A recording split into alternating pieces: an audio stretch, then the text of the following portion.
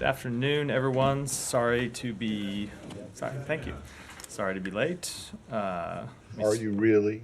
I am sorry to be late. You think I don't want to get on with my day as much as you do? Let me. All right. I'll accept your apology. No, thank you. Let me start with some opening comments. As we mark 2 years this week since Russia's full-scale invasion of Ukraine, the brutality of Putin's regime is increasingly evident both at home and abroad. The weakness and rot at the heart of the system that Putin has built was confirmed not only by Alexei Navalny's death last week, but also by the fact that Russia detained close to 400 people over the weekend just for mourning his passing. The Kremlin has poisoned Navalny, imprisoned him unjustly, kept him in harsh conditions, and denied him medical care. It is the Russian government that is responsible for Navalny's death while in detention. And now, in any other society, in a free democratic society, we would see openness and transparency as his family seeks more information about their beloved son, husband, and father.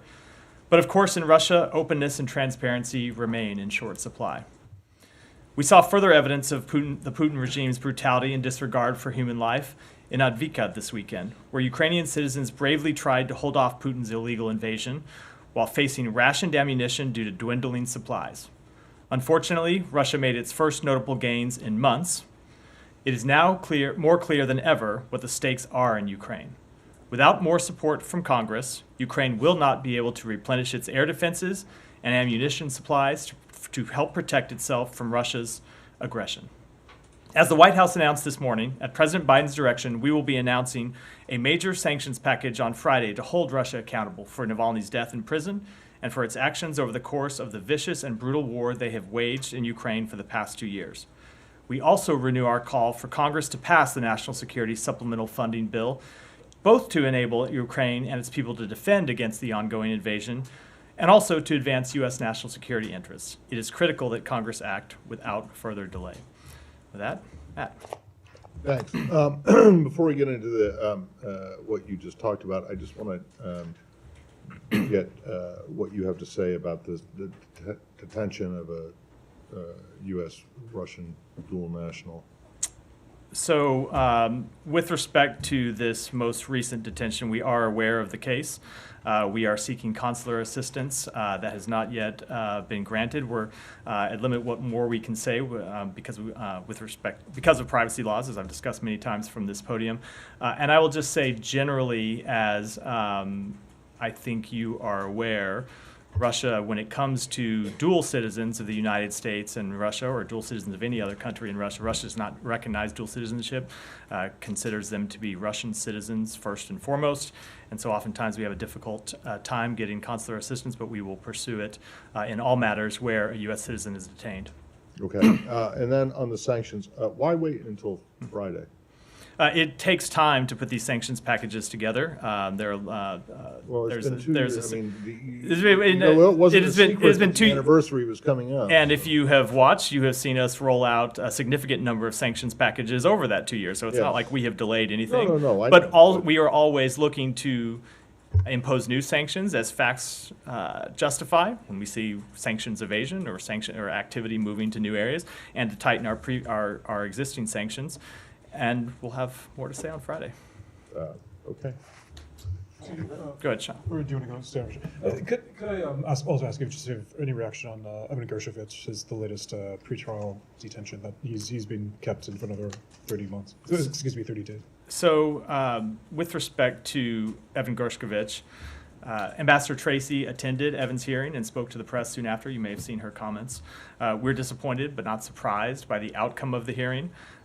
You've heard me say many times from this podium, the charges against him are baseless. Russia should immediately release Evan Gershkovich and Paul Whelan, and the United States will continue to work towards securing both of their freedom. And just one other on Russia, Radio Free Europe. I don't know if you saw the Russian announcement in that, saying it's undesirable as an organization. Do you have any reaction on the Russian statement? I don't have any specific reaction other than to say that you have seen Vladimir Putin oppose the free dissemination of information, the free press inside Russia, and unfortunately that seems to not surprisingly, but unfortunately not moved off that position. May I follow up with Let me go to Humera first. Matt, can you say at all if the administration is going to use this EO that you guys issued in December that threatened basically penalties for financial institutions that helped circumvent Russia's sanctions? You mean with respect to our announcements that are coming on Friday? I certainly don't want to preview Yes, those. And yeah. I just say in general. The announcements that are coming on Friday. On that you Friday guys that have you would made like public me, on Monday. that you would like. It's Tuesday actually. Tuesday. But weekend. we made public that we'll be taking that action. I don't want to preview what they will be, but as we have said, they will be a major sanctions package. Right. Can I just ask a little bit on Ukraine, coming off the heels of Munich Security Conference, where a lot of European leaders and sort of various officials have tweeted their rather negative outlook about, the supplemental in Congress and all that. And Congress is on holiday until mid-March. What exactly is the administration planning? How to convince the speaker? Whether you have a plan B if the supplementals prospects look pretty bleak.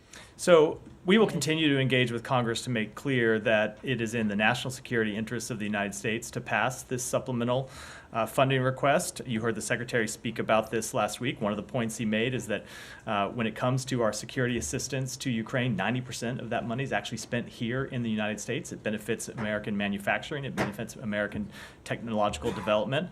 So we will continue to make that case. But I think it's also the American people that make that case. If you look at the recent polls that came out, the American people overwhelmingly continue to support standing with Ukraine. And there were a number of members of Congress who were in Munich over the weekend and at the end of the last week attending the Munich Security Conference, and they heard directly from Ukrainian officials and from European officials how it is in the national security interests of Europe and also in our transatlantic national security interests. So we'll continue to make the case, but I would say it's not just the United States that will continue to make the case. And I will say, as you have heard the Secretary say, there is no other magic plan that we can unveil to support Ukraine. Ukraine will continue to defend itself, even in the absence of a supplemental funding request passing Congress. That is without a doubt. You have seen them fight with bravery. You've seen them fight with skill, and we fully expect that they will continue to do so. And they will continue to make gains against Russia, as they have done in the Black Sea. But the situation will be very difficult. When you don't have the ammunition you need on the front lines, you're going to be vulnerable. And that's what we saw over the weekend with the loss of Avdiivka. And so I think it's the facts on the ground that will continue to make the case to members of Congress why they need to act, and we hope they will. Would you say that you still have some sort of confidence that it will pass? I don't want to make an assessment of what Congress will do. What we will say and continue to represent is why it is in the national interest of the United States for it to pass this bill. Members of Congress will have to make their own assessments, and it continues to be our belief that if you brought this funding up for an up or down vote, it will pass the House, and that's what needs to happen. Okay, I have some Gaza questions, but I'll let people ask. Go ahead. Staying on Russia, Russian Supreme Court of Tatarstan today rejected also Kurmashov RFL reporters' request for house arrest. Let me get a quick reaction and we'll follow up on that. We will continue to engage with the Russian government. This is another one another matter where they consider this to be a dual well, not a dual citizen. It's another matter of a dual citizen where they rejected that request. We'll continue to engage with the Russian government on this question, but I don't want to speak to the specific court matter. I mean, yesterday marked 4 months of arrest, well, day before yesterday. Are you telling us that you are out of option here in terms of defending the U.S. citizen? The safety and security of United States citizens overseas is always our first priority, and we always look to protect the safety and security of every United States citizen, whether they be in Russia or whether they be in any other country. Is her designation of her arrest as wrongful, is it still on the table? Are you still considering? I just don't want to make any kind of judgment about a wrongful detention determination. That is something that we always look at when it comes to American citizens who are detained overseas. It is a process. Sometimes it takes time. Sometimes new facts develop that we take under consideration. But I don't want to speak to that any further from here. And going back to Sean's question, on this, Alex, RFE-RL2, Russia has labeled Radio Free Europe today as an undesirable organization after designating it as a foreign agent. Do you have? I commented on that a moment ago. Just to say we have seen Russia continue to crack down on a free press, continue to crack down on transparency.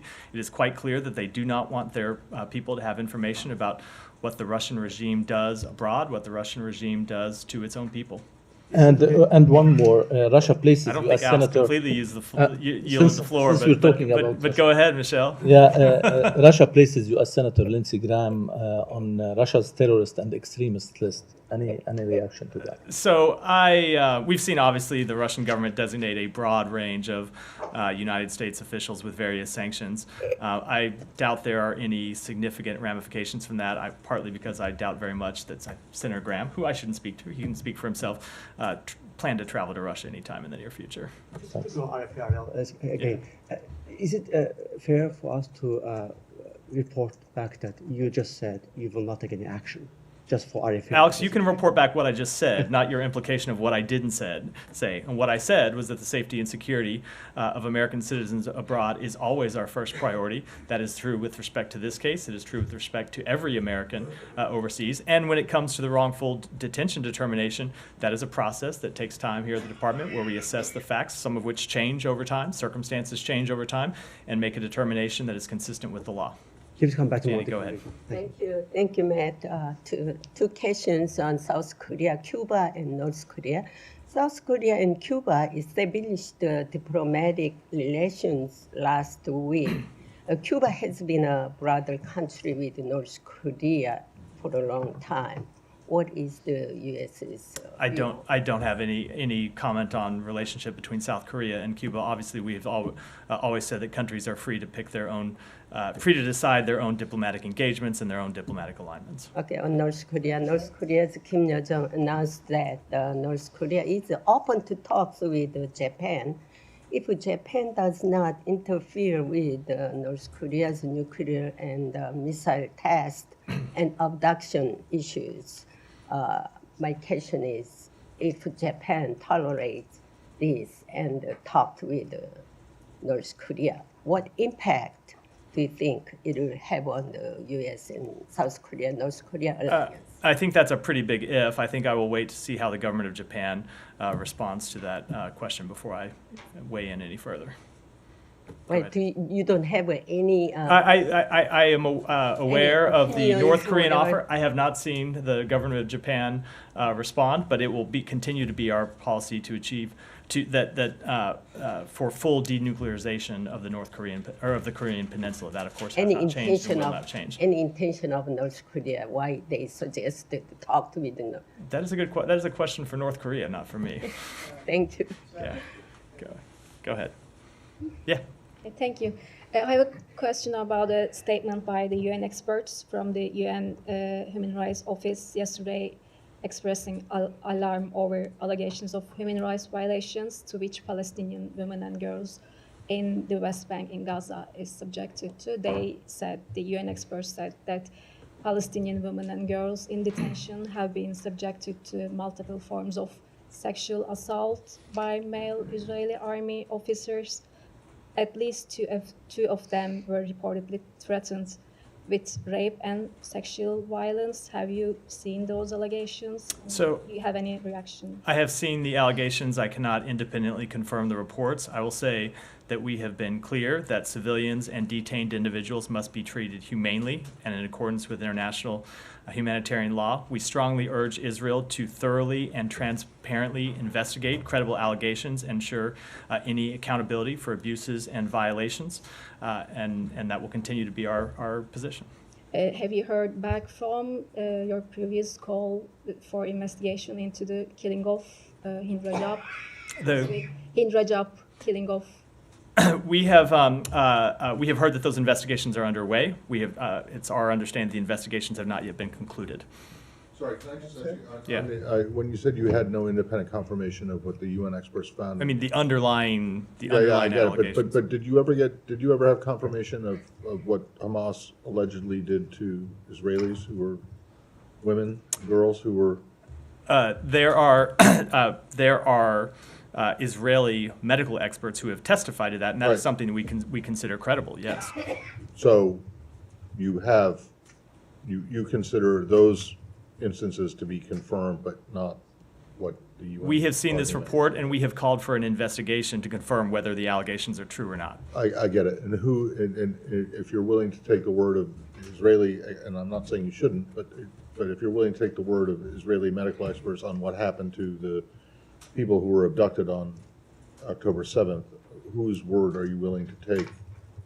Or if not the UN, A full, independent, credible investigation. Would it have to be Israeli medical expert? We are calling for that no, it of course would not have to be an Israeli medical or expert. A credible medical expert, a credible. I don't want to prescribe who it would be. A credible medical expert that can testify to it would be something we would look at. Of course, it would not have to be. Would Israeli. look at, but you take. I'm not going to because that's one where we have seen the outcome of the investigation and able to opine on it. I'm not going to opine on a matter. Well, yeah, that's been but you conducted. didn't do your own independent investigation into what I think it's pretty much well accepted by everybody that there were instances of rape and sexual assault on October 7th. And the circumstances very much matter. And it is a well accepted fact with respect to this. Yeah, hold on. Just let me finish. But you're saying that you have what you consider to be independent confirmation that those attacks, those assaults happened. It is independent confirmation. It is a well accepted fact because the investigations produced credible evidence that not just the United States accepted, but countries. No, let me finish. Countries around the world accepted. With respect to these new allegations, we want to see an investigation, and we will of course look at the investigation and make our judgments when that investigation is concluded. Okay, so it's just too early. Correct. Thank you. Can I say in the Middle East? Yeah. Just a couple of things, but of course the secretary's on his way to Brasilia. I'm sure you saw the comments by President Lula in Ethiopia this past weekend. Israel's quite upset with him, likening what's happening there to the Holocaust. Do you have any comment on both? Do you have any comment on what Lula said, and do you think the secretary will raise this with him as well? So obviously we disagree with those comments. We have been quite clear that we do not believe that genocide has occurred in Gaza. We want to see the conflict ended as soon as practicable. We want to see humanitarian assistance increased in a sustained manner to innocent civilians in Gaza, but we do not agree with those comments. And do you expect the secretary to raise this? Will this affect relations? I'm going to follow my general rule and never preview what the secretary plans to raise before he has a chance to do so directly with officials, but we engage with Brazil on a number of issues, and I don't expect that to change. And just, could we stay on the Middle East? Obviously, there's the veto this morning at the Security Council. I know Ambassador Thomas Greenfield spoke about this at length, but in terms of U.S. engagement with the region, how do you think this affects it? I mean, do you think that a number of Arab states in particular have been calling for a ceasefire? How does this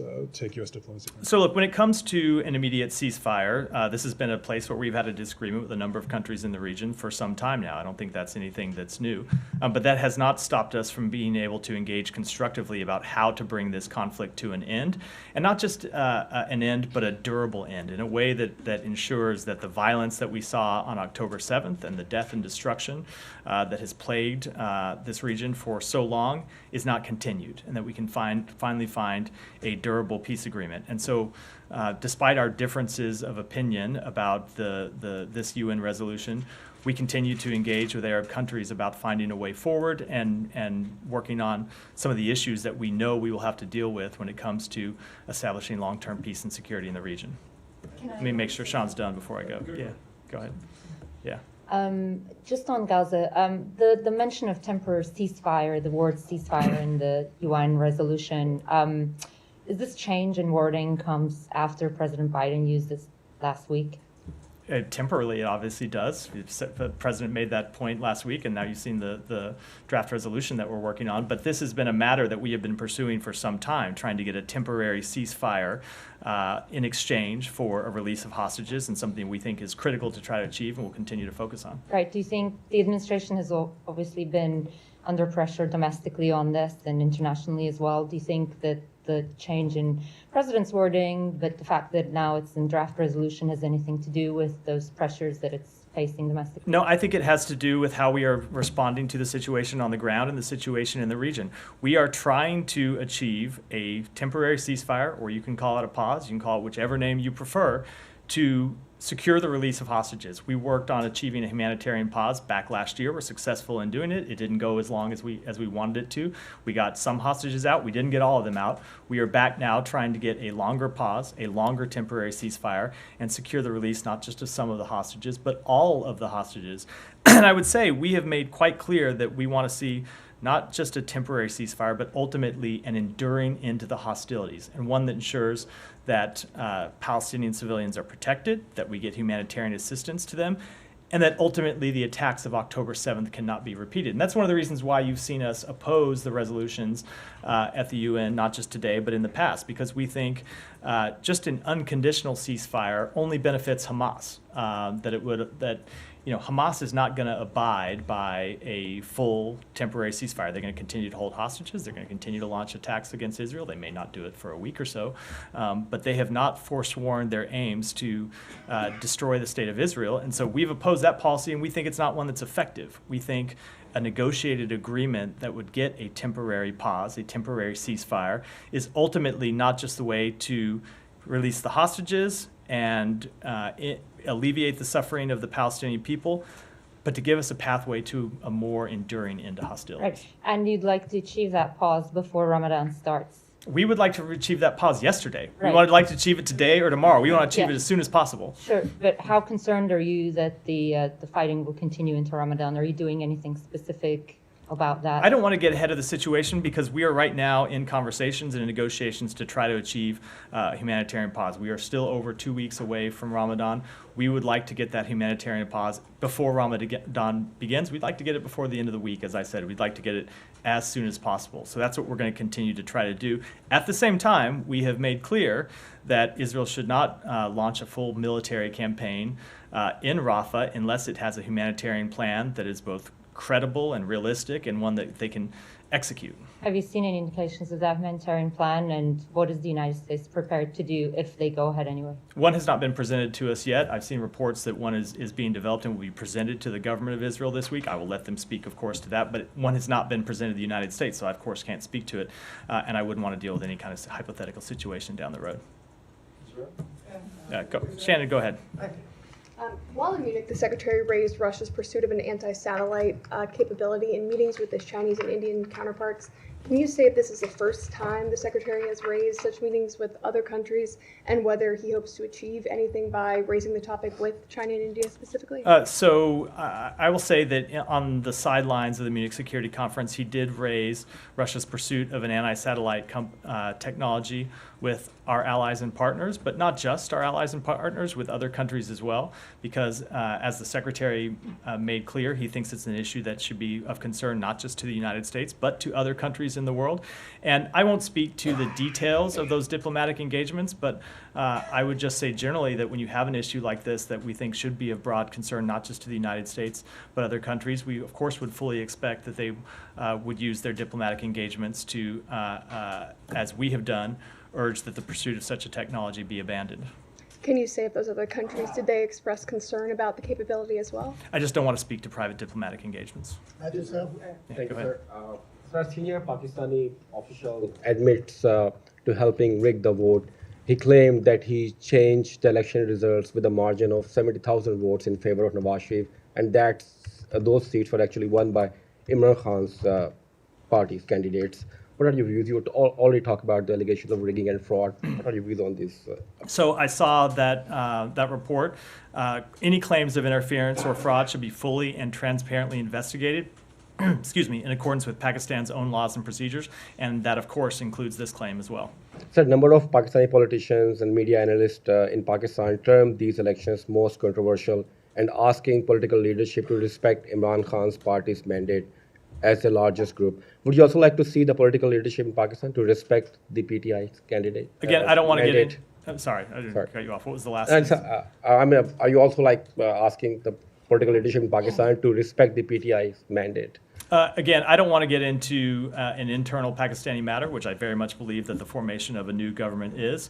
But so that's a matter that I will leave to Pakistan. But as I said, when it comes to the any claims of interference or allegations of irregularities, we want to see those fully investigated. Can I just Different follow? topic. Go ahead. Do you mind if I just follow very briefly? Yeah, on go Pakistan? ahead. Just You guys are so nice to each other, like tolerating all these interruptions always today. cordial. Huh? Always trying to be. Can I just follow on Pakistan though? In relation to this, He's gonna be mad if I don't come back to him now.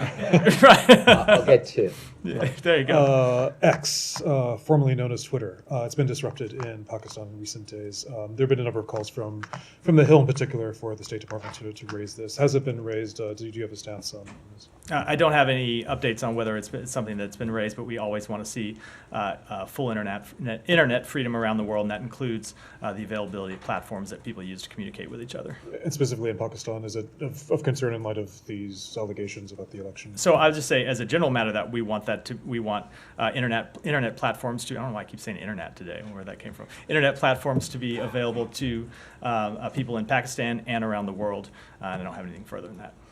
Yeah, go ahead. Thank you. There have been some reports over the weekend that the State Inspector General opened an investigation into Rob Malley and is being put on leave. Do you have anything you can add to that? So I won't speak on behalf of the Inspector General. As you know, they operate independently, and they should be the ones to decide whether to confirm any investigation or not confirm an investigation. I will say that when it comes to Inspector General investigations, we always comply with those fully, and will continue to do so. And then separately, there's been some criticism of a cable that the Secretary sent a few weeks ago on gender identity to staff, urging staff to use gender-neutral language whenever possible and avoid terms like manpower and ladies and gentlemen. Why do you think a memo like that was needed? So I will say, first of all, when it comes to these types of cables, they all come out with the Secretary's signature on it. That tends to be standard department practice, has been for years. It doesn't mean that it's necessarily a memo from the Secretary himself. I would say if you look at that memo, as I have done, it's a standard government practice to try to encourage people to be respectful of others and use the terms that with which others are comfortable and talk to people the way that they would like to be addressed, and nothing more than that. Oh, actually, let me go back. Alex, it's too late to come back to you. You're right in front, so sometimes I come back, but there are people in the back that need to. So you're saying it is not an order? I would like to look at the memo again before, but my understanding of it was a best practices Okay, piece. well, you remember there was a little bit of a kerfuffle some time ago, maybe before you were here, when email. When people's pronouns were changed for them by Yes. mistake. I do remember that. Exactly. No, this was just encouraging people to be respectful and treat people with respect and address them with the terms that they feel comfortable with. Okay, well, I mean, does the secretary or anyone else in the building have an issue with the phrase "ladies and gentlemen"? I do not have. Not you. I do. Hold on. I do not have any problem with the term "ladies and gentlemen," and I feel fully confident saying the secretary does not either. Go ahead. Thank you, Matt. Bangladesh regime people involvement in corruption is an open secret. According to a Bloomberg detailed report yesterday, Safiuজ্জামান Chaudhry, one of the cabinet ministers, is alleged to have built an empire in the UK and USA valued at £200 million sterling, equivalent to 1% of the country's foreign reserve. This is just one case among many. How is the US addressing this matter to hold the government accountable and combat corruption globally? We are aware of these reports and encourage the government of Bangladesh to ensure that all elected officials comply with the country's laws and financial regulations. Go ahead. Go. No. The best way to not get called on is to shout out a question while I'm calling on other people. Go ahead. But I will come across to this side of the room in a minute. Thank you, Matt. In light of world pressure on Israel to accept a Palestinian state dividing their land with Hamas and Palestinian Authority terrorist organizations, and for Israel not to enter Rafah in Gaza to destroy Hamas there, what is the State Department's response to Prime Ministers Netanyahu and the Israeli cabinet, as well as the entire Jewish population, who are defending their right to live free from terrorism? And I follow up. We, of course, agree with Israel's right to live free from terrorism. If you've looked at the repeated comments that Secretary Blinken has made, not just here in the United States, but in Israel itself. On his 5 trips to the region, he has made clear that he supports Israel's right to ensure that October 7th can never happen again. And more importantly, he is trying to achieve a resolution of this conflict that will ensure Israel has long-term peace and long-term security, including security, of course, from terrorism.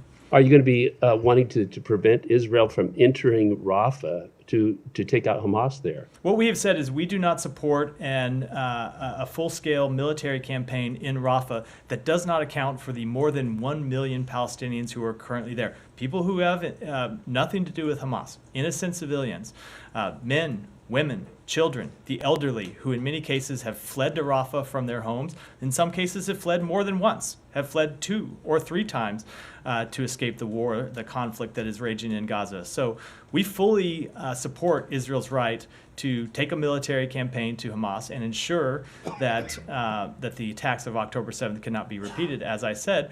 But we also want to see civilians properly accounted for. And right now, we don't believe that there is a way to conduct a military campaign in Rafah without moving some of those civilians and properly accounting for their humanitarian needs. What are the reasons of the State Department for not demanding Hamas immediately release all remaining hostages unconditionally? I think you've missed dozens and dozens of statements from the State Department going back to October 7th. Well, it's actually October 8th by the time that, that we were aware that hostages should be released, and was the first time the Secretary called for the immediate release of hostages, and he has continued to make that clear, as have I, as has the President. We have demanded time and time again that hostages be released immediately and unconditionally.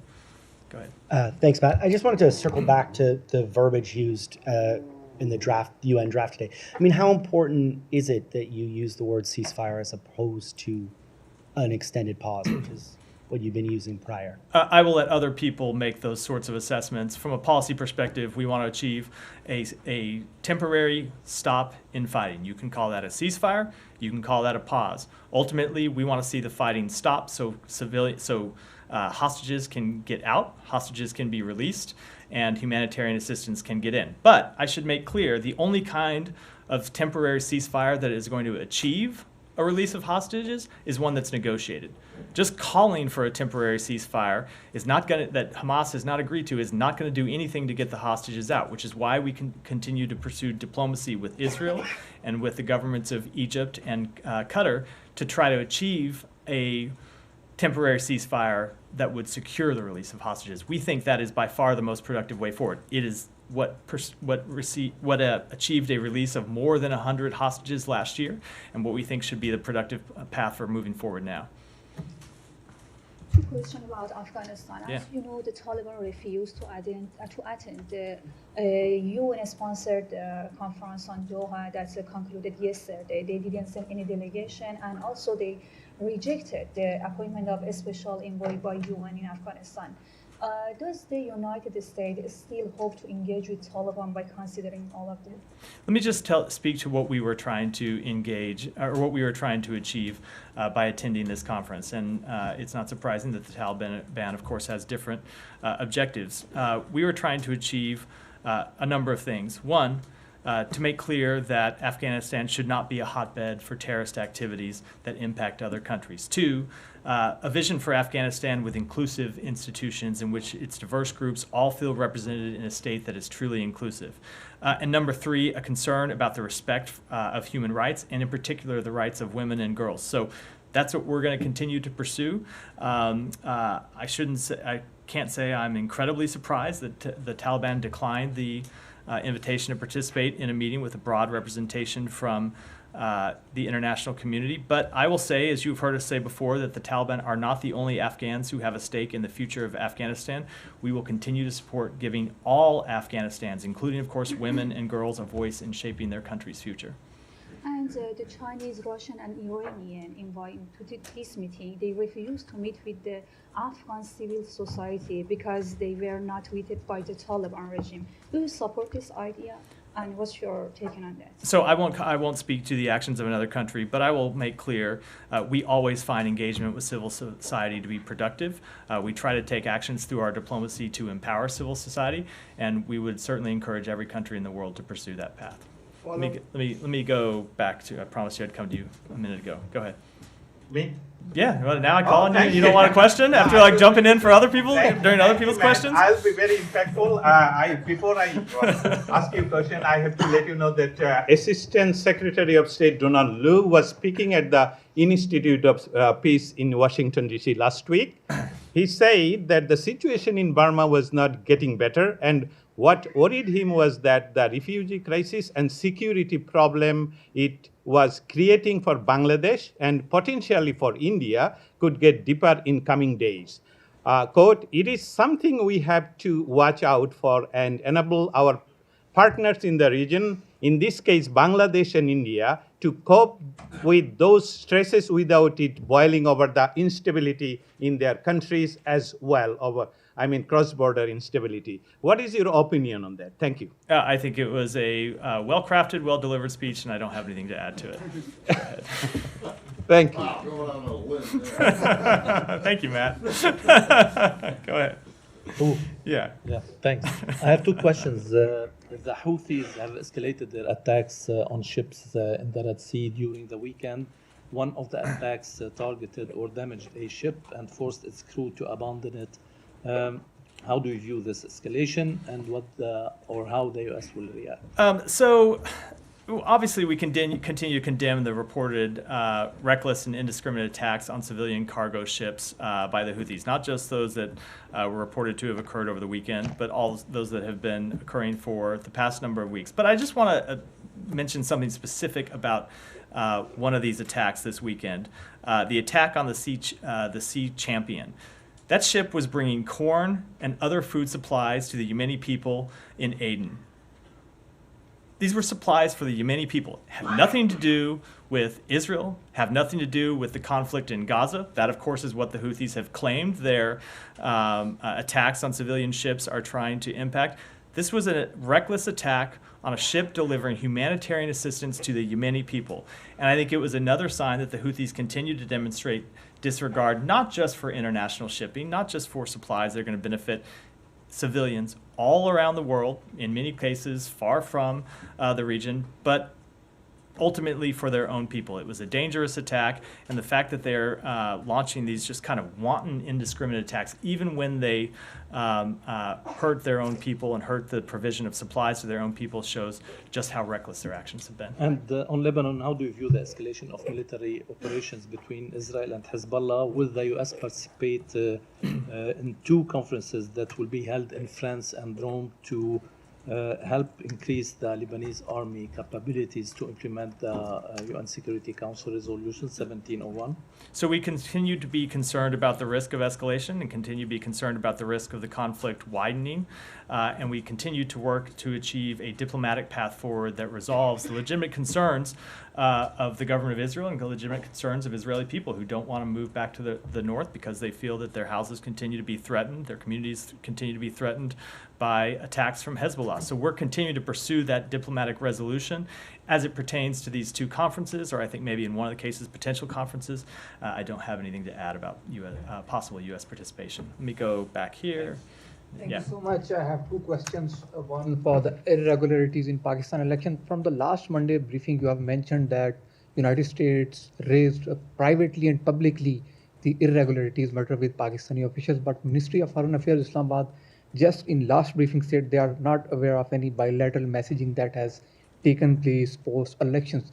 Meanwhile, what we observed that the US ambassador in Pakistan just after 2 days of election held a meeting with former Foreign Minister of Pakistan. So do United States directed its mission in Pakistan to have engagements with the officials or the politicians? Secondly, I want to ask regarding the efforts for United States for the Israel-Saudi normalization. Let me before we get in, let me answer the question you asked, which is I'm not going to talk to private diplomatic engagements, but we have made clear that we want to see any claims of any irregularities or claimed irregularities for fully investigated. Go ahead. So the October 7th is considered as big damage for diplomatic efforts by US in Saudi-Israeli normalization process. So MBS, the Crown Prince demanded two-state solution, and he also looking for a timeline from US. So Netanyahu is not like bothering this two-state solution, this condition. So what is the time frame after the post-Gaza war? What will be the damage repaired by the US to repair this, as number of Arab nations have reservations on this?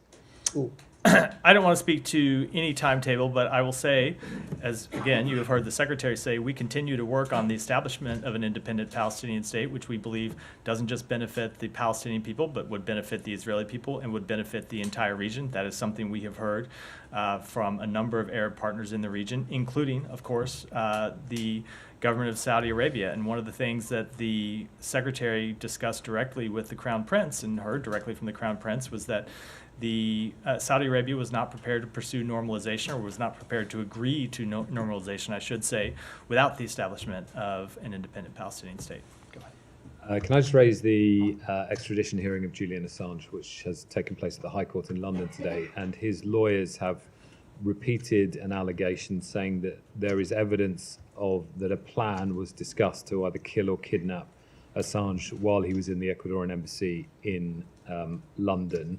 Mark Summers, KC, Assange's lawyer, saying senior CIA officials requested plans.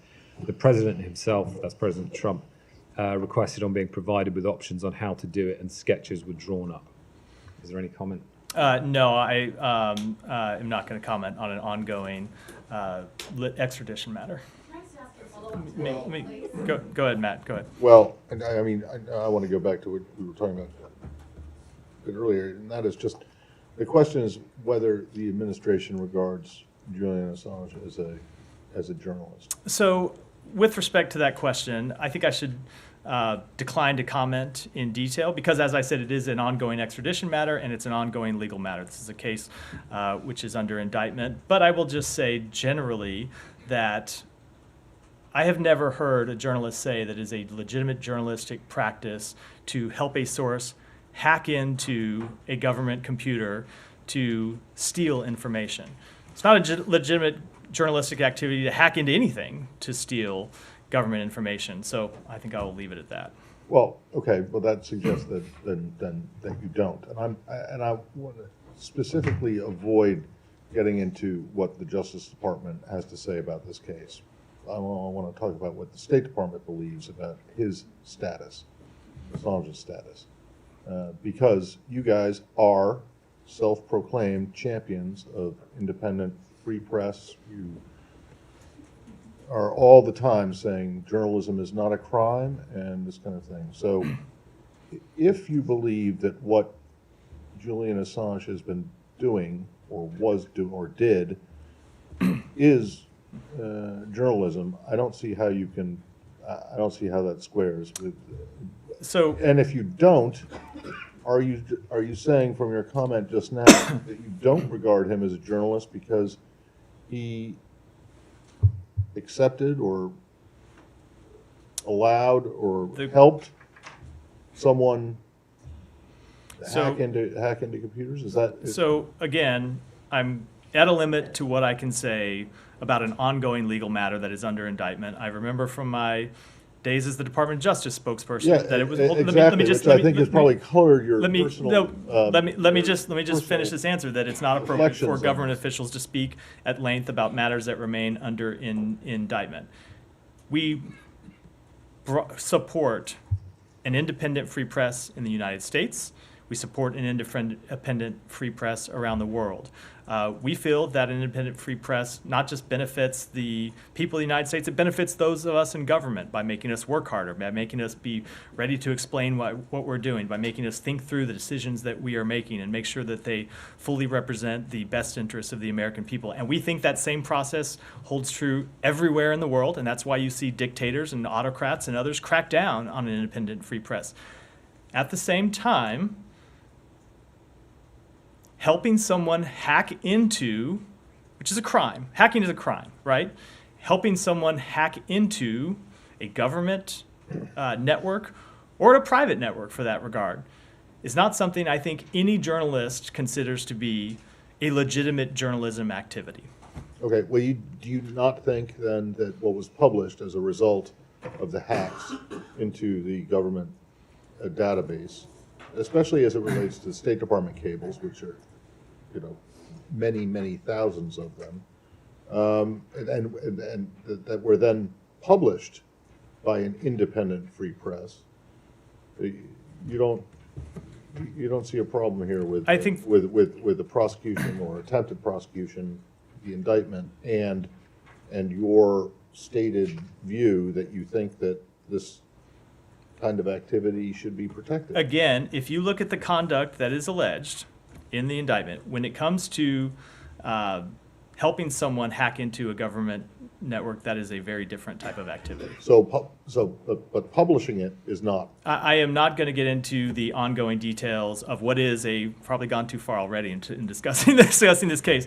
The ongoing the details of what is very much a live, ongoing litigation matter. Do you not think the publication of these documents when they came out back, the original ones, the ones that Chelsea Manning provided to WikiLeaks, and when they were published by the New York Times and El País and all the others, do you not think that helped inform public discussion? Do you not think that that was useful? Let me say this, because I'm not going to speak to that specific case for the reasons I just articulated, but I will say that two things can often be true when it comes to the publication of classified government documents. It is true that at times the publication of a classified government document will inform the public, and sometimes it will uncover wrongdoing.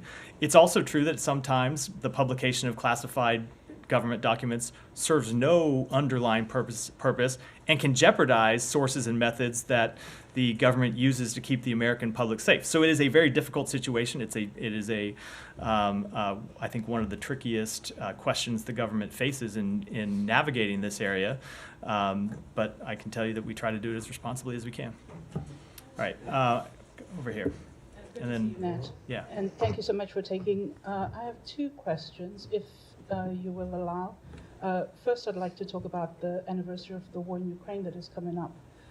And as you rightly know, at the very start of the war, African countries, there was a sort of an outright split, right? Some ambivalence in support to Ukraine. So I'm seeking your assessment on U.S. efforts. I'm not saying, that that we've had this conversation, the narrative about, is the U.S.